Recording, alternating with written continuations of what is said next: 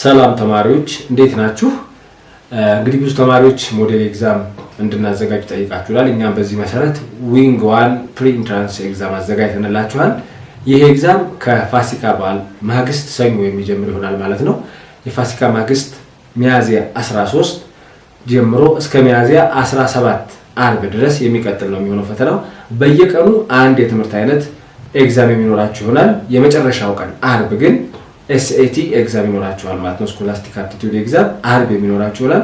ከሰኞ እስከ አርብ ግን ለናቹራሎች አራቱ የሳይንስ ትምህርቶች ማለትም ፊዚክስ፣ ባዮሎጂ፣ ኬሚስትሪ እና ማቴማቲክስ፣ ለሶሻሎች ደግሞ ጂኦግራፊ፣ ሂስትሪ፣ ኢኮኖሚክስ እና ማቴማቲክስ እነዚህ አራቱ ኤግዛሞች የሚኖራችሁ ይሆናል ማለት ነው። ከሰኞ እስከ አርብ ባለው ቀን አንድ ቀን ላይ አንድ ኤግዛም ማለት ነው።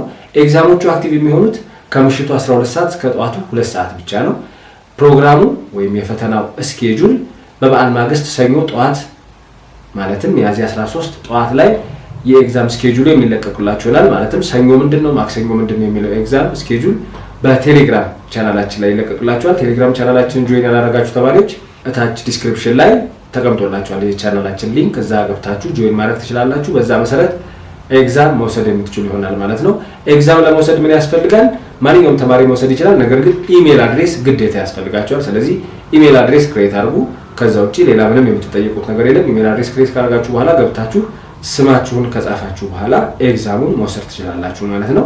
ይሄ ኤግዛም ራሳችሁን የምትገመገሙበት ነው። በተቻለ መጠን 85% እና ከዛ በላይ ያጠናችሁ ተማሪዎች ብቻ እንድትወስዱስ ነው አድቫይስ የምናደርገው። ምክንያቱም ከዛ በታች ከሆነ ያጠናችሁት አልደረሳችሁም ማለት ነው። ጊዜ ያላችሁ ለጥናት ግን ለዚህ ኤግዛም አልደረሳችሁም።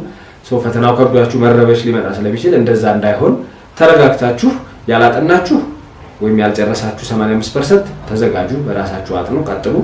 እዛ የደረሳችሁ ተማሪዎች የጨረሳችሁና 85% እና ከዛ በላይ የሆናችሁ ተማሪዎች እናንተ ግን ኤግዛሙን መውሰድ ትችላላችሁ ማለት ነው። የፈተናው ሊንክ ዴይሊ ማለትም ከሚያዝያ 13 ጀምሮ በየቀኑ ማታ 12 ሰዓት ላይ በቴሌግራም ቻናላችን የሚለቀቅላችሁ ይሆናል ማለት ነው። ሆፕፉሊ ብዙዎቻችሁ እንደምትጠቀሙ ተስፋ አደርጋለሁ።